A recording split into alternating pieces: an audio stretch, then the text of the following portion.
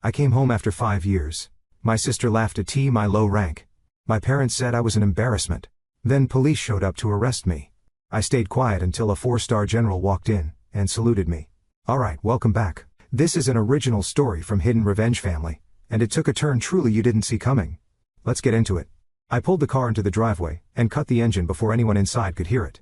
The hood clicked as it cooled. I stayed seated, hands on the wheel, feeling the grit under my fingernails, and the tight pull in my shoulders that never really went away. The house looked the same as it always had, fresh paint-trimmed hedges, the kind of place that tried very hard to look successful. Music thumped faintly through the walls. Laughter spilled out every time the front door opened. I checked my reflection in the rearview mirror. No makeup, hair pulled back, plain jacket, plain boots, no medals, no ribbons, just a name tape sewn inside the collar where no one could see it. I stepped out and shut the door quietly. The old hinges complaining like they always did. That sound alone felt like an announcement. Inside, the smell of catered food hit me first. Champagne, grilled meat, something sweet and expensive. The living room was packed, people I recognized, people I didn't. Phones already out recording everything that moved. In the middle of it all stood my sister, Tiffany Carter, glowing under ring lights like she was born with a filter attached to her face. "Tiff, the lighting here is perfect," someone said. "I know, right?" she laughed, tilting her head just enough for the camera. "Make sure you get Brad when he walks in." Brad, the guest of honor, the almost husband. The reason for the party. He was off to the side wearing a tailored jacket and the confident smile of a man who had practiced it in the mirror. Someone introduced him as a military man, and he nodded like he'd just been promoted on the spot. I slipped in along the wall, invisible on purpose. I'd learned how to do that a long time ago. Tiffany noticed me anyway, she always did. Her smile froze for half a second, before reshaping itself into something sharp. "Oh my God," she said loudly. "You actually showed up." A few heads turned. A few phones tilted my way. "This is my sister Sarah," Tiffany announced, wrapping an arm around my shoulder like we were close. "She's been away 5 years," my mother added, appearing at Tiffany's side. "No calls, no posts, no updates. We hardly knew where she was." I nodded once. "Good to see you too." Tiffany's eyes flicked down my clothes. "So," she said, dragging the word out. "What rank are you now?" I shrugged. "Still working." Brad leaned in, curious. "You Army, something like that." He laughed. "Man, you don't look it. No offense. I mean, where's the uniform?" The smile widened. "See, Brad's in the reserves," she said, tapping his arm. "They're grooming him for big things. Leadership, visibility, you know." Brad straightened a little, and Sarah, Tiffany went on, "Well, in pot. She does logistics or cleaning something on base, I think." Someone snorted. Another person laughed too loud. I felt a familiar pressure build behind my eyes. I let it pass. Tiffany reached into her clutch and pulled out a folded bill. "Here," she said, pressing a $20 note against my chest. "Why don't you go buy something nice? We might need an extra pair of hands serving drinks at the wedding." The bill slid down my jacket and fluttered to the floor. The room went quiet in that way people get when they're not sure if they're supposed to be uncomfortable yet. I bent down, picked up the money and handed it back to her. "Keep it," I said. "Looks like you'll need it." A few eyebrows lifted. Tiffany laughed, waving it off. "Oh my God. You're still so sensitive." I slipped my hand into my pocket and felt the edge of the black card there. Solid, cold, real. I didn't take it out. My father cleared his throat. "Sarah, your sister's just joking. You know how she is." I nodded. "I do." Brad raised his glass. "No hard feelings, right? Military's military. We all serve in our own way." "Sure," I said. "Some louder than others." Tiffany didn't catch that. Or maybe she did, and chose not to. She was already turning back to the camera, explaining how Brad had basically put his life on hold for the country. Comments rolled in on her screen. Hearts, flags, fire emojis, the works. I moved toward the kitchen, grabbed a bottle of water and leaned against the counter. My mother followed me, lowering her voice. "You could have dressed up a bit," she said. "People are watching." "I know. This is important for Tiffany, for the family." I know, she sighed. "Your father and I just don't understand why you chose such a quiet path." I took a sip of water. "It worked for me." She looked unconvinced. From across the room, Tiffany raised her phone again. "Everyone say hi to my sister," she called out. "She's back from playing soldier." A few half-hearted waves followed. I looked around the room. At the furniture my grandmother used to polish by hand. At the walls that used to hold her photos. At the people who had no idea whose house they were standing in, or what had been traded away to keep it looking like this. I felt something settle in my chest. Not anger, not sadness. More like a decision clicking into place. Have you ever walked into a room knowing you could outthink everyone there but still got treated like the help because you didn't look the part they expected? I finished my water and set the bottle down. Tiffany was still talking, still shining. Brad was still smiling. My parents were still nodding along. I stayed right where I was, quiet, watching, letting them enjoy the moment they thought they owned. I followed the sound of my father's voice down the hall. My boots quiet against the polished floor. The music faded behind me. His office door was half open, light spilling out in a thin line. I paused there, listening to the scrape of a chair, the shuffle of papers, the dry cough he made when he was nervous. "Just sign it here," a man said. I didn't recognize the voice, calm, professional, the kind that charged by the hour. "I don't see another option," my father replied. "We need this closed before the end of the quarter." I stepped inside without knocking. 3 heads turned. My father seated at his desk. My mother standing behind him with her arms crossed. And a man in a gray suit with a leather folder open in front of them. The desk looked different, too clean. The framed photo of my grandmother was gone. "Sarah," my father said, surprised but not annoyed. "We're in the middle of something." "I can see that," I said. My eyes went to the paperwork. Numbers, dates, signatures. The word transfer jumped out at me.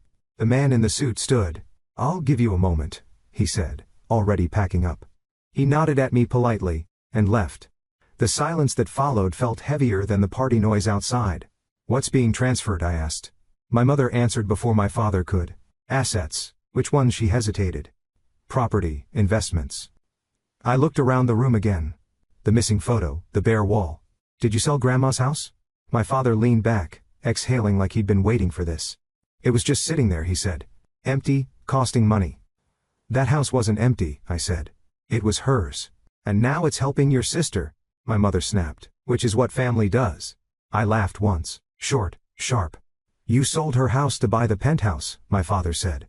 Yes, there it was, clean and simple, no apology, no hesitation. "For Tiffany," I said. "For her future," my mother corrected. "New York isn't cheap." I pictured the old place, the creaky stairs, the backyard where my grandmother used to drink tea every morning, the attic full of boxes no one had touched since the funeral, all of it reduced to a line item. "And the will?" I asked. My father's jaw tightened. "You're not listed." I nodded slowly. "Why?" He spread his hands.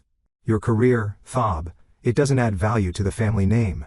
Tiffany's platform does, her marriage does, so I don't count." "That's not what I said, it's what you meant." My mother stepped closer. "You chose to disappear," she said. 5 years, no presence, no proof of success. We had to make practical decisions. I glanced at the desk again. Another document caught my eye, a familiar emblem on the corner of a folder. My grandfather's unit patch, old, faded. "What's that?" I asked. My father followed my gaze. "Just memorabilia." "You sold his things too," I said. "It wasn't a question, we kept what mattered," my mother said. I opened the folder without asking. Inside were certificates, commendations, a folded flag receipt, all marked as collateral. My chest tightened, but my voice stayed even. "You used his service record to get better loan terms," my father didn't deny it. "That ring Tiffany's wearing," I said. "The one she keeps flashing at the camera." "It's symbolic," my mother said quickly. "It was his," I said. "He earned it." My father stood. "Enough. We're done discussing this." "Are we?" I asked. "Because I see debt schedules here that don't look symbolic at all." He stiffened. "You don't understand how finances work." "I understand numbers," I said. "These are bad ones." My mother crossed her arms again. "We're handling it with what I asked. Likes and comments." Her face flushed. "Watch your tone." "I'm watching the math," I said. "You're over-leveraged. You sold off everything solid to keep up appearances." My father reached for the papers, stacking them quickly. "This is not your concern." "You made it my concern when you used my name as a tax shield," I said. Both of them froze. "What?" my mother said. I pointed to a document near the bottom of the stack. "That one. You listed me as an overseas dependent, claimed exemptions based on my deployment status." My father swallowed. "It's legal, it's risky," I said. "And sloppy." He sat back down, suddenly looking older. "We did what we had to do. For Tiffany," I said again. From the hallway, laughter burst out as someone popped another bottle. The sound felt wrong in this room. My mother softened her voice. "You'll be fine," she said. "You're resourceful. You always were." I closed the folder and slid it back across the desk. "You sold the past to rent the future," I said. "And you put it all in her name." My father didn't argue. That told me everything. I turned to leave. At the door I stopped and looked back at the empty wall where my grandmother's photo used to hang. "She deserved better," I said. No one answered. I stepped back into the noise of the party, the music hitting me all at once. Tiffany was mid-livestream laughing, showing off the ring again. The diamond caught the light. It looked expensive, it looked hollow. I stood there unnoticed, watching my family celebrate something built on things they didn't earn, and debts they didn't understand. My hand went back to my pocket. The black card pressed against my palm, steady as ever. I stayed in the house long after the party noise thinned out, moving only when everyone else was too distracted to notice. The kitchen lights were still on. A bowl of half-eaten fruit sat on the counterflies, already circling. Tiffany's phone charger dangled from the wall, forgotten. I reached behind the microwave and adjusted the small camera I'd placed there earlier, angling it just enough to catch the table and the doorway. I wasn't guessing anymore. I was in no uniforms, no recognition. Just a quiet office and a woman behind glass, who typed fast and didn't ask personal questions. I slid my ID across the counter and asked for a copy of my credit history, the full one. She frowned at the screen. "You've been busy," she said. "I haven't," I replied. She printed the pages and handed them to me with a look that said she wasn't buying my calm. Lines of debt stared back at me, short-term loans, high interest, multiple signatures, all dated while I'd been overseas. "That's not mine," I said. She tapped one line.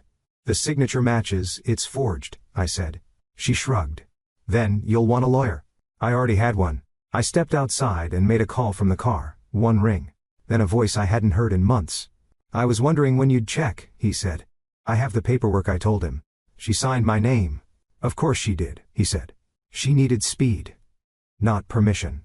I closed my eyes for a second. "How bad enough to ruin you if you stay quiet," he said. "Not bad enough to scare me." I hung up and drove back to the house. By the time I parked, Tiffany's car was already there, so was my mother's. I didn't go inside right away. I watched from across the street, engine off, windows down. Through the camera feed on my phone, I saw them sit at the kitchen table. My mother poured coffee. Tiffany paced. "She knows something," Tiffany said. "I can tell." "She doesn't know enough," my mother replied. "And even if she did, no one would believe her." Tiffany stopped pacing. "What if she talks?" "She won't," my mother said. "She doesn't want trouble." I smiled without meaning to. Tiffany leaned on the counter. "The loans are due soon." "We'll handle it," my mother said. "There's still her insurance." Tiffany's voice dropped. "You mean, if she has another episode?" "Don't say it like that," my mother snapped. "She's unstable. Everyone knows that. 5 years gone. No records. No social media. It's believable." My jaw tightened. "And the doctor?" Tiffany asked. "He owes us," my mother said. "He'll sign the evaluation, so we get her committed," Tiffany said slowly. "Temporary hold. We take control. And the policy pays out," my mother finished. There it was, clean, planned, said out loud like they were discussing groceries. I clipped the recording and saved it twice. When I walked into the kitchen, they both jumped. "How long have you been standing there?" Tiffany asked. "Long enough," I said. My mother forced a smile. "You startled us. I heard everything I said. About the loans, the signatures, the plan." Tiffany laughed too fast. "You're imagining things." I placed the printed credit report on the table. "That's my name," I said. "I was on another continent." My mother scanned the pages, then looked up. "We did what we had to do. For yourself," I said. Tiffany crossed her arms. "You wouldn't understand. You don't live in the real world." I leaned forward. "You borrowed against my future." She scoffed. "You don't have one." My mother reached for my arm. "Sarah, please. Let's not make this ugly." I pulled away. "You already did." That afternoon, I found the notice taped inside my old bedroom door. An appointment slip. Psychiatric evaluation. Mandatory. I took it down and folded it carefully. By evening, 2 men in plain clothes knocked. Polite. Smiling. Papers in hand. "Sarah Carter," one asked. "That's me. We're here to escort you for a brief evaluation." I glanced past them at my mother, who stood in the hallway, wringing her hands. Tiffany hovered behind her phone, ready. "I'll go," I said. They looked surprised. Inside the car, the younger one tried small talk. I stared out the window. At the facility, they led me to a quiet room, soft chairs, no sharp edges. A woman with a clipboard smiled like she'd practiced it. "We just want to ask a few questions," she said. I answered them, calm, direct, no emotion to grab onto. After 20 minutes, she excused herself. I waited. My phone buzzed once. A message. One word. Handled. 10 minutes later, the door opened again. The woman's smile was gone.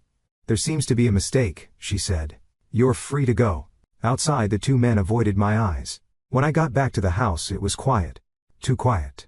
My mother sat at the table, pale. Tiffany stood by the sink, shaking. "They can't do that," Tiffany said when she saw me. "They can't just let you go." "They can," I said. "And they did." My mother looked up. "What did you do?" "I listened," I said. And I made a call. Tiffany lunged toward me, stopping short. You think you're so smart. I met her stare. I think you're sloppy. I walked past them and into the living room where the last of the party decorations still lay half-packed.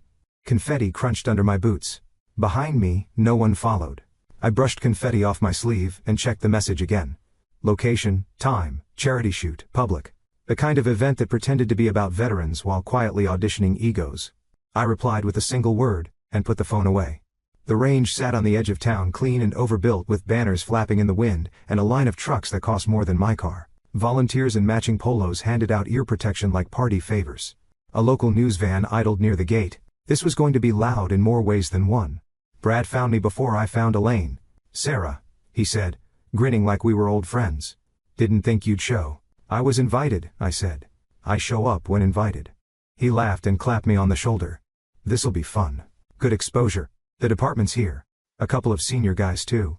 I followed his gaze. A cluster of uniforms stood near the benches talking shop. Badges caught the sun. Someone important was always watching at events like this. That was the point. Tiffany appeared with her phone already live. Guys, look who decided to come out and play, she said to her audience. My sister's finally stepping into the real military world. I put on ear protection and didn't answer. Brad leaned closer. We're doing a friendly challenge, he said. Just to loosen things up. What kind, I asked. Time drills, accuracy, little movement, ranger stuff. I nodded. Okay. He blinked. Really? Tiffany's eyebrows shot up. Wait, you're serious? I picked up a rental rifle from the rack and checked it the way I always did. Chamber, safety, weight, balance, familiar enough. Brad watched, amused. You sure you don't want something lighter? Start easy, I'm good. He laughed and turned to the small crowd forming behind the line. All right, folks, friendly competition for charity. Applause followed. Phones came up. Tiffany angled herself to keep my hands in frame. Brad went first. He talked while he loaded. About training weekends. About instructors. About how discipline carried over into life. His shots were loud and fast. Decent grouping, not special. He finished with a flourish, and raised his arms. Cheers. Tiffany zoomed in on his smile. Beat that, she said, swinging the camera toward me. I stepped to the line, and adjusted the sling without thinking. The range officer nodded. Shooter ready, nodded back. I didn't rush. I didn't pose. I settled in and let the noise drop away. The targets were standard. Distances marked. Wind light. Easy variables. The first shot cracked clean. The second followed before the echo faded. I moved through the sequence the way my body remembered, not the way a crowd expected. Controlled. Efficient. No wasted motion. Someone stopped talking behind me. I finished and cleared the weapon. The range officer stared at the target monitor, then at me. That can't be right, Brad said, stepping closer. The officer checked again. New record for this setup, he said flatly. A murmur rolled through the crowd. Phones tilted. Tiffany's smile faltered. Do it again, Brad said, laughing too hard. Must have been a fluke. I reloaded and went again. Slower this time. Tighter grouping. Silence followed, heavy and uncomfortable. One of the senior officers approached, eyes sharp. Where did you train? He asked. Where I was sent, I said. Brad cleared his throat. She doesn't usually shoot, he said. I mean, not like this. Tiffany swung the camera back to me. Say something, she whispered. This is great content. I looked straight into the lens. Don't confuse silence with weakness. The chat exploded. Tiffany glanced down, reading fast, trying to keep up. Brad forced a grin. Guess you've been holding out. Guess you've been talking, I said. The officer nodded once. You available for a demo? He asked. Not today. He studied me for a beat longer, then stepped back. Brad laughed again, louder. All right, let's wrap this up. But it didn't wrap. People asked questions. Quiet ones. Real ones. Tiffany drifted away to answer comments, her voice tight. Brad stayed planted, watching me like I'd changed shape. A volunteer handed me a bottle of water. Nice shooting, he said. Thanks. Brad leaned in. You tried to embarrass me. I didn't say your name, I said. You knew this was my event. You invited me. His jaw clenched. You could have missed. I don't miss. He stepped back, hands up. No offense. Some taken, I said. Tiffany reappeared, phone lowered now. We should go, she said to Brad. People are being weird. He nodded, eyes still on me. We'll talk later. Sure, I said. They left in a hurry, her heels clicking too fast, his smile gone. The crowd thinned. The banners kept flapping. The news van pulled away without stopping. I returned the rifle and signed the log. The range officer slid it back to me. You're welcome anytime, he said. I know. Outside the sun dipped lower. I walked to my car and sat for a moment, hands resting on the wheel. My phone buzzed once. A new message, no name, just coordinates and a time window. I started the engine and pulled out, the sound of gunfire fading behind me as the road opened up ahead. I parked across the street and watched the lights flicker on, one by one, in the penthouse windows. The building looked expensive in the way money tries to look permanent. Glass steel height, a statement. I checked the time, then stepped out of the car and crossed the street with a folded envelope under my arm. The doorman barely glanced at me. I didn't belong to his mental list of problems. That helped. Inside, the elevator hummed softly as it climbed. My reflection stared back at me in the mirrored wall. Same plain jacket, same calm face. When the doors opened, laughter spilled into the hallway. Champagne again, music again. Same celebration, just relocated. I didn't go in right away. I walked to the far end of the hall and taped the notice to the door across from theirs first. Clean, flat, impossible to miss. Then I walked back and did the same to their door. The paper stuck without complaint. I turned and left. By the time I reached the lobby, my phone started vibrating. I ignored it until I was back in the car. The first call was my father. "What did you do?" he demanded without greeting. "I delivered paperwork," I said. "What paperwork, official?" I said. "You should read it." Silence. Then muffled voices, a door opening, paper tearing. "Oh my God!" My mother's voice cut in. "Richard, what is this?" My father came back on the line. Breath, shallow. "Foreclosure." "That's not possible." "It is," I said. "And it's happening." "This is some kind of mistake," he said. "We're current." "You were," I said. "Before your debt was purchased." "Purchased by who?" my mother asked in the background. "A company," I said. "Chimera Holdings." My father cursed under his breath. "I've never heard of them." "They've heard of you," I said. "I'm calling the bank," he snapped. "Do that," I said. I hung up before he could say more.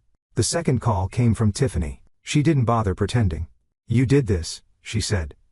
"You're trying to scare us." "I don't scare," I said. "I notify." "My card just got declined," she hissed. "I was paying a deposit." "That happens," I said, "when accounts are frozen." She laughed, sharp and brittle. "You think this is funny?" "No," I said. "I think it's accurate." There was a crash on her end. Voices shouting, someone crying. "You don't have this kind of power," she said. "You're nobody." I looked out at the building, all glass and reflection. "You'd be surprised what nobody can do." She hung up. I drove home slowly, letting the city breathe around me. When I pulled into the old driveway, the house was dark. My parents' car wasn't there. They were still fighting fires somewhere else. I went inside and sat at the kitchen table. The same table where plans had been made, where signatures had been forged, where they decided I was expendable. My phone buzzed again, a text from my father this time. "The bank says the loan was sold at red. They won't talk to us," I typed back. "They don't have to." Another pause. "Then what do you want?" I didn't answer right away. An hour later, headlights swept across the wall. Doors slammed. The front door flew open. My parents rushed in, faces pale, coats half on. Tiffany followed, mascara streaked, phone clutched like a weapon. "This is your fault," she shouted as soon as she saw me. "You set us up." I stood. "Sit down." "No," she said. "You don't get to sit," I said again. She stopped. My mother pulled her into a chair. My father leaned out the counter. "Talk," he said. "Now." I reached into my bag and pulled out a folder. I placed it on the table and slid it toward him. "Your debt," I said. "All of it. Mortgages, lines of credit, the short-term loans you forgot to mention." He flipped through the pages, hands shaking. "You're $5 million in the hole," I said. "And counting." "That's impossible," my mother whispered. "It's documented," I said. "And it's due." Tiffany shot to her feet. "You can't do this. I have a wedding." I looked at her. "You have a balance." She scoffed. "I'll call the police." "For what?" I asked. "Bad math." My father looked up. "Chimera Holdings," he said slowly. "That's you." I didn't confirm it. I didn't need to. "You have 24 hours, I said. "Pay in full or the property transfers." My mother stood. "Where are we supposed to get that kind of money?" I shrugged. "You're creative." Tiffany laughed high and unhinged. "You're bluffing." I met her eyes. "Call your card company again." She did. The color drained from her face as she listened. "You ruined everything," she said. "No," I said. "You did." I just stopped pretending it wasn't happening. My father sank into a chair. "Why?" he asked. "Why go this far?" I thought about the house, the ring, the paperwork, the kitchen table. "Because you taught me what family means," I said, and I paid attention. They stared at me like I'd changed languages. I picked up my bag and headed for the door. "Sarah," my mother called. "Please." I paused but didn't turn around. You still have time, I said. Use it wisely. I stepped outside, the cool air hitting my face. Behind me, the house buzzed with panic phones ringing, plans unraveling. I got in the car and drove off, the city lights blurring together as I checked the time and headed toward my next stop. I was halfway through a cup of bad coffee when Tiffany slammed a garment bag onto the table in front of me. The zipper rattled like it was angry. You're wearing this, she said. I looked down at the bag. Cheap fabric. Black and white. Maid of honor without the honor. Good morning to you too. My mother hovered behind her house. Eyes darting between us. Just do it, she said quietly. Tiffany crossed her arms. If you want Dad's accounts unfrozen, you're going to help today. I stood there for a second, letting the words land. Then I nodded. Fine. They both blinked. Really? Tiffany asked. No attitude. Not today, I said. She smiled, relief and suspicion mixing badly. Good. Hair's at 9. Makeup at 10. Don't mess this up. She tossed the bag at me. I caught it and headed for the guest room without another word. Inside, I hung the dress on the back of the door and locked it. Then I took out my phone. The first call canceled, the florist. Calm voice. Correct account number. Authorized signature. The second call paused, the catering delivery. Temporary hold. Compliance confirmed. The third call voided the live band's contract. Breach clause. Payment reversed. I worked methodically the way I always did. No rush, no drama. Just confirmations and timestamps. By 9, the house was buzzing. Stylist arrived. Boxes piled up. Tiffany sat in front of a mirror, already complaining. Why does my foundation look yellow? She snapped. It doesn't, the makeup artist said. It does on camera. I stood behind her, adjusting a clip. Hold still. She eyed me through the mirror. Don't get ideas, she said. I know what you're capable of. So do I said. She snorted. You're a helper today. Don't forget it. I smiled and kept working. By noon, the phone call started coming in. The flowers are late, my mother said. Pacing. They'll be here, Tiffany said. Relax. The caterer called again. Tiffany answered this time. Her smile slipped as she listened. What do you mean canceled, she hissed. That's impossible. I tied a ribbon and said nothing. The band manager called next. Then the rental company. Then the planner. Tiffany's voice climbed with each call. Fix it. She snapped at everyone. Do you know who I am? I stepped back as she stood, phone shaking in her hand. You, she said, pointing at me. What did you do? I met her eyes. You wanted help. My mother gasped. Sarah, stop this. Stop what I asked. The contracts were under my name. That's not true, Tiffany said. I pulled up the documents on my phone and showed her. You were busy, I signed. Her face went pale. You can't just I can, I said I did. Brad arrived an hour later, already irritated. What's going on? He asked. The venue's empty. Tiffany rounded on him. She sabotaged everything. Brad looked at me. Is that true? Yes, I said. He laughed once. You think this is funny? No, I said. I think it's efficient. He stepped closer. You're done, he said. I'll call the police. For what I asked. Canceling my own contracts. He stopped. Outside, the venue grounds looked wrong. No flowers. No chairs. Just bare grass. And mud from last night's rain. Guests started arriving, heels sinking, confusion spreading. Tiffany stood at the entrance, screaming into her phone. Fix this. I don't care how. My mother grabbed my arm. You've made your point, she whispered. Undo it. I pulled free. You taught me leverage, I said. I'm using it. Brad stormed off to take another call. Tiffany sank into a chair, shaking. You're ruining my life, she said. I leaned down so only she could hear me. You rented it. You didn't own it. She slapped the armrest. I invited you into my wedding. You dragged me into it, I said. Guests clustered, murmuring. Phones came out. The story was already escaping. A coordinator approached me, flustered. Are we proceeding? I looked around at the empty space. As planned, I said. Tiffany overheard and lunged. Get out, she screamed. Get out of my sight. I stepped back calmly. I'll change. I went upstairs, locked the door and took the dress off. It landed in a heap on the floor. I washed my hands, slow and deliberate, and changed into something else. Silk. Black. When I came back down, the house felt smaller. Tighter. Every sound sharp. Tiffany saw me and froze. What are you wearing? Something appropriate, I said. She laughed, hysterical. You think you're the main character now. I glanced outside at the crowd, the mud, the empty space. I think this is your day, I said. I'm just respecting it. Brad returned, face flushed. The police are on their way, he said. This ends now. Good, I said. My mother sank into a chair. This has gone too far. I checked the time, still on schedule. Outside, a siren wailed faintly in the distance. Guess whispered. Phones recorded. The ground stayed bare. I stood near the entrance, hands folded, watching Tiffany pace herself into pieces as the world she'd built on borrowed names and borrowed money finally started asking questions. I stepped through the entrance as the shouting peaked the silk of my dress, quiet against the noise. Conversations stalled when people noticed I wasn't wearing what Tiffany had thrown at me earlier. Heads turned. Phones followed. The room adjusted its attention without asking permission. Tiffany saw me and froze. "You can't be here like that," she said, voice cracking. "This is my wedding." I walked past her and set the manila envelope on the signing table, right where the efficient would have stood, if there had been an efficient. The envelope made a soft sound when it hit the wood. It was heavy enough to matter. Brad scoffed. "What's this supposed to be, paperwork?" I said. "The kind that doesn't care about your timeline." He laughed and looked around for backup. A few people laughed with him.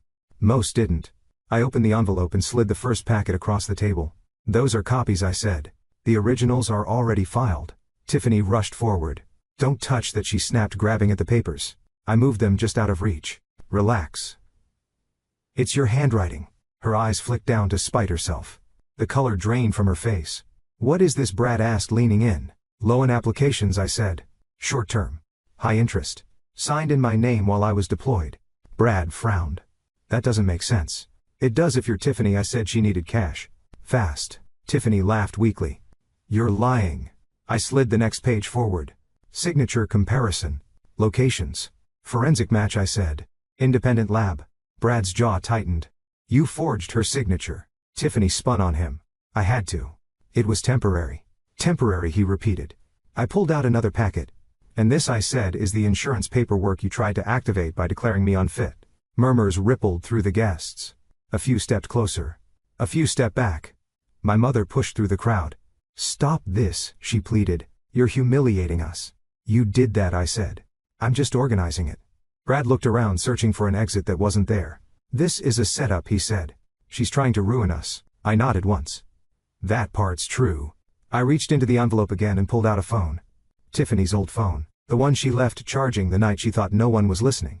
"This is where it gets personal," I said. Tiffany lunged. "Give me that." I tapped the screen. A photo filled the display. Brad's shirtless, leaning against a hotel headboard. Another followed. Messages. Dates. The room went very quiet. Tiffany stared at the screen like it might attack her. "That's fake," she whispered. "It's not," I said. "Ask your friend." A woman near the back turned pale and tried to slip away. Someone grabbed her arm. Brad's face hardened. "This is private. Not when you leave a trail," I said. A man stepped forward from the crowd. Older. Broad-shouldered. Military posture that never fades. His hair was gray. His expression carved from disappointment. "Bradley," he said. Brad stiffened. "Dad." Colonel Harris didn't raise his voice. He didn't need to. He took the phone from my hand and scrolled through the evidence himself. Slow. Careful. Thorough. When he looked up, his eyes were cold. "You embarrassed yourself," he said. "And you embarrassed me." Brad opened his mouth. "I can explain." The colonel didn't let him finish. His hand moved once. Clean. Sharp. The sound echoed in the room. Gasps followed. Phones dipped and rose again. "The wedding has canceled," the colonel said. "Effective now." Tiffany made a sound like air leaving a balloon. She grabbed the table to stay upright. "You can't do this," she said. "We have guests." The colonel didn't look at her. "We had standards," he said. "You failed them." He turned to me. "You're the sister." "I am." "You didn't exaggerate," he said. "No," I said. "I didn't." Brad stared at the floor, one hand on his cheek. "You set me up." "You walked into it," I said. The colonel handed the phone back to me. "I'm sorry," he said. It wasn't an apology. It was a statement of fact. I nodded and put the phone away. Tiffany slid down into a chair, sobbing now, mascara streaking unchecked. "You ruined everything," she said again. But it landed flat this time. I leaned in close enough for her to hear me over the noise. "You built everything on my name," I said. "You don't get to keep it." Around us, the guests started talking all at once. Whispers turned into questions. Questions turned into judgments. The Huntington family stood near the exit, faces tight, already recalculating alliances. My mother stood frozen, hands clasped. Eyes darting from face to face. My father looked smaller than I remembered. Brad straightened his jacket like it might help. "This isn't over," he said. "It is for today," I said. A uniformed officer stepped inside, scanning the room. Then another. The sirens I'd heard earlier were closer now. Tiffany looked up while died. "Arrest her," she shouted. "She did this." The officers didn't move. I picked up the manila envelope and tucked it under my arm. The paper was warm from the room. Solid. Finished. I turned slightly enough to see everyone at once, and waited while the noise reorganized itself around a new center. The first officer stepped forward, hand resting near his belt. "We received a call about a disturbance," he said, eyes moving across the room. "Who made it?" Tiffany shot to her feet so fast her chair tipped over. "I did," she yelled, pointing straight at me. "She sabotaged my wedding, stole private property, and threatened my family. She's unstable. She needs to be detained." The word hung in the air. Unstable. She liked that one. The officer looked at me. "Ma'am." I held the manila envelope under my arm and met his gaze. "There was no threat," I said.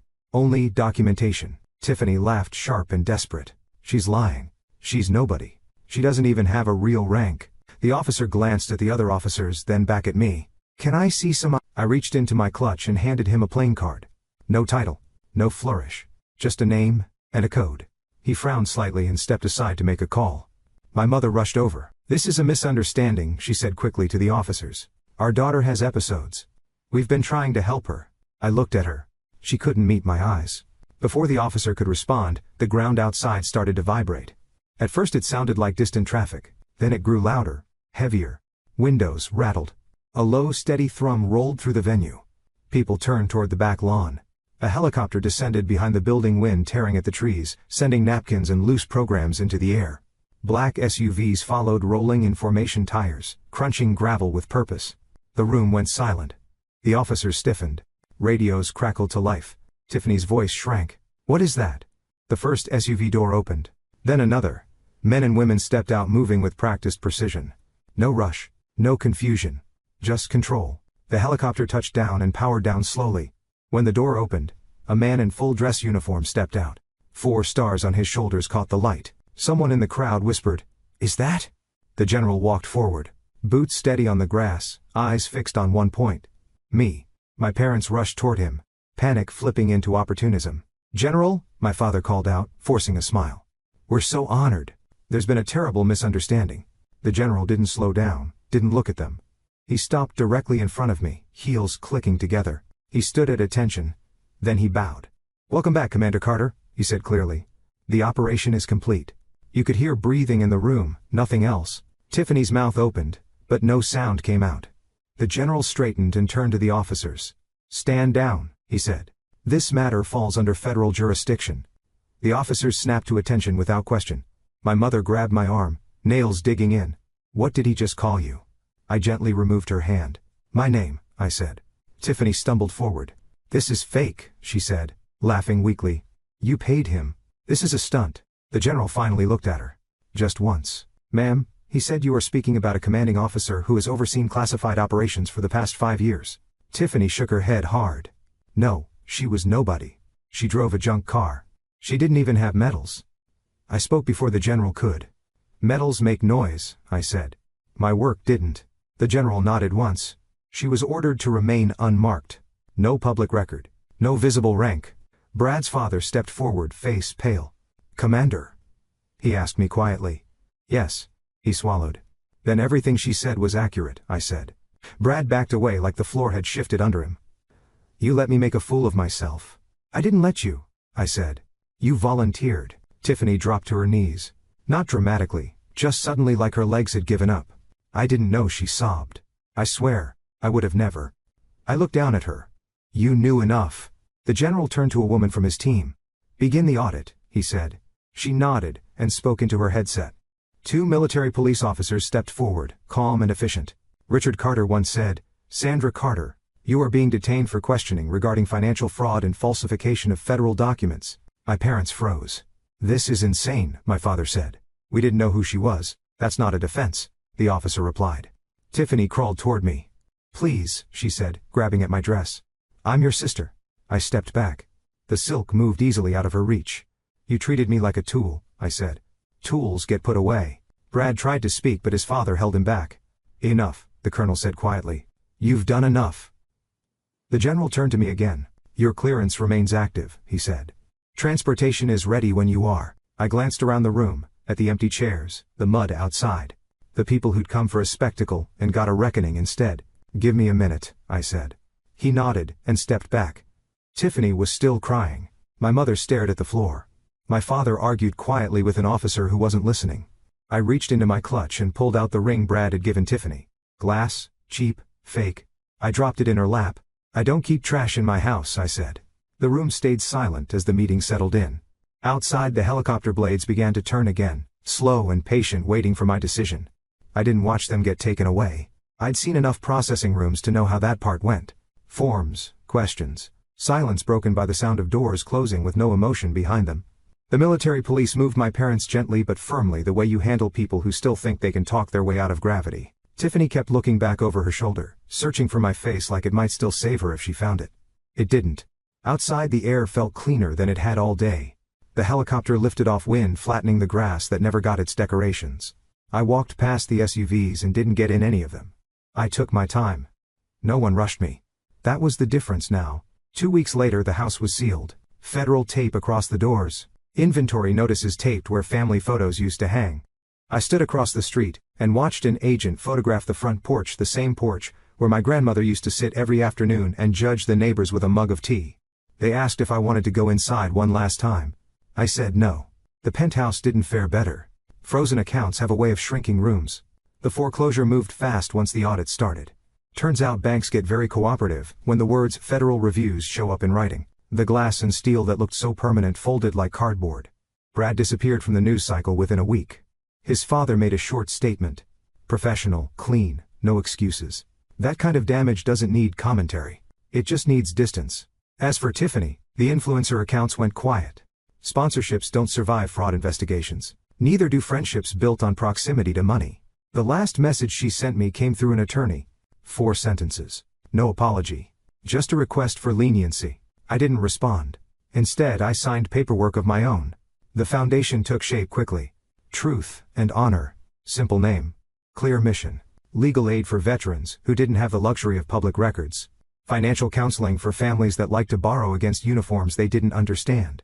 Mental health advocacy that didn't start with locking someone in a room and calling it care. I didn't put my face on the website. I put the work there. The first check cleared the same day the house was officially seized. I smiled at that. Not because of revenge, because of balance. A month later, I drove past the old neighborhood again. Different car this time. Nothing flashy, just reliable. I slowed when I reached the house, now empty, quiet.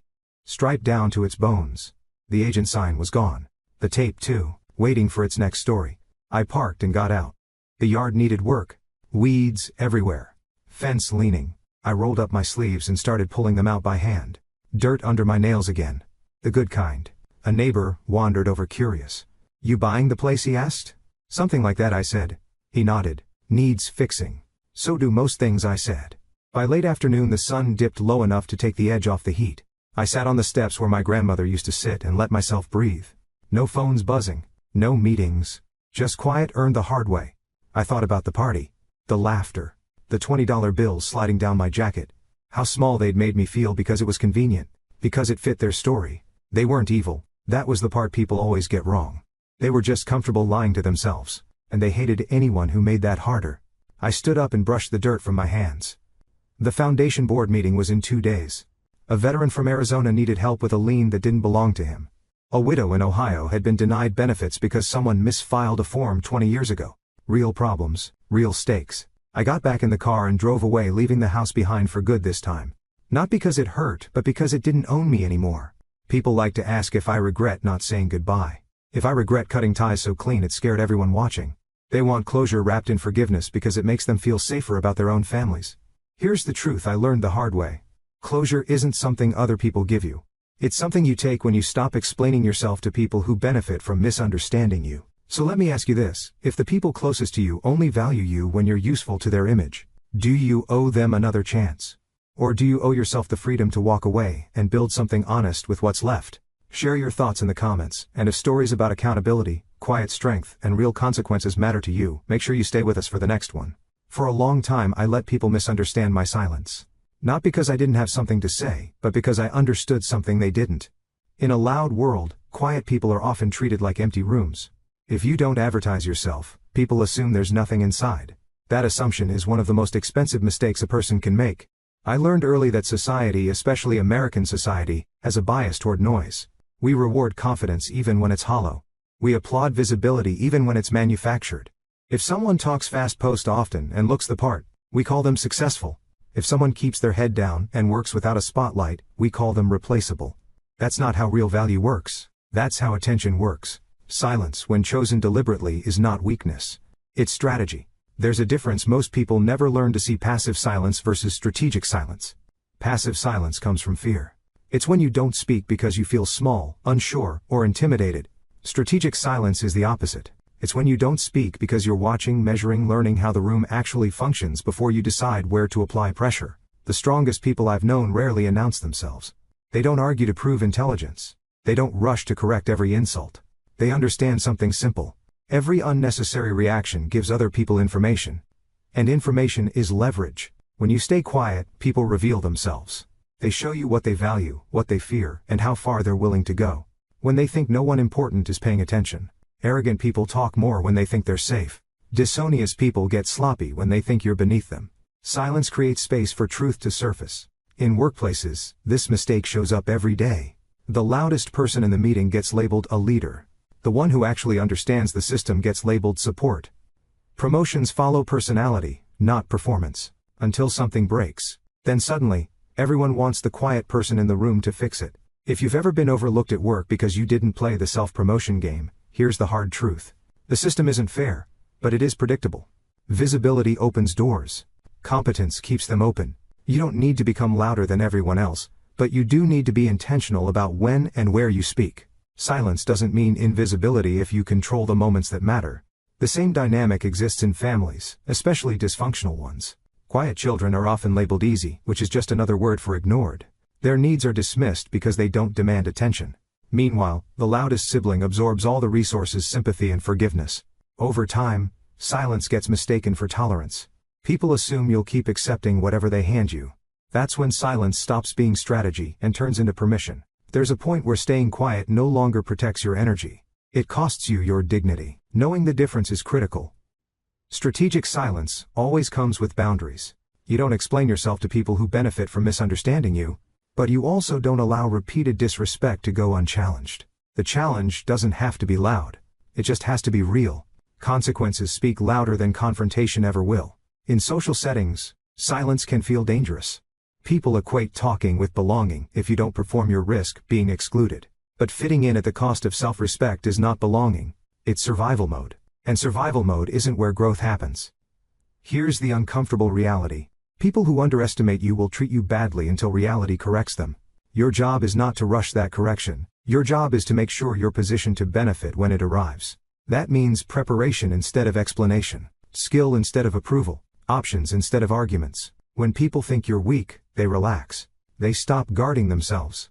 They stop hiding the mechanisms they use to stay on top. That's when you learn how power actually moves. And once you understand that you don't need to announce anything, you just act. This doesn't mean becoming cold or manipulative. It means being disciplined with your energy. Not every opinion deserves your voice. Not every insult deserves a response. Not every misunderstanding deserves clarification. Some people only learn through impact. If you're listening to this and you're someone who's often underestimated because you're quiet, because you don't brag, because you don't fit the stereotype, understand this: your silence is not a flaw. Unless you let others define it for you. Used correctly, it's an advantage. But silence alone is not enough. It has to be paired with competence, preparation, and timing. Quiet without substance is invisibility. Quiet with substance is leverage. So ask yourself honestly, are you silent because you're afraid to speak? Or because you're choosing when to act? Because the moment you stop trying to convince people of your worth and start building undeniable proof instead, is the moment silence stops looking like weakness and starts looking like control. One of the hardest truths to accept isn't that strangers can hurt you. It's that family can do it calmly, repeatedly, and still expect access to your life afterward. We grow up hearing that blood is thicker than water, that family is forever, that loyalty is automatic. Those ideas sound comforting until they're used as weapons. Family loyalty is often treated like a moral debt, something you owe just for being born. And like most unexamined debts, it gets abused. I didn't lose my family because I was cruel. I lost them because I stopped being useful to the version of them that benefited from my silence. That's a distinction most people don't want to look at too closely. Love, obligation, and exploitation are not the same thing, but dysfunctional families blur them on purpose. Love is mutual. It doesn't require you to shrink to maintain it. Obligation is conditional. It's about roles, expectations, and rules that change depending on who holds power. Exploitation is when those rules are enforced only on you, while others are excused for far worse behavior. Many families operate on obligation and call it love. And when you resist, they call you selfish. In American culture, there's a deep discomfort with cutting off family. We romanticize reconciliation. We celebrate forgiveness without asking whether the behavior changed.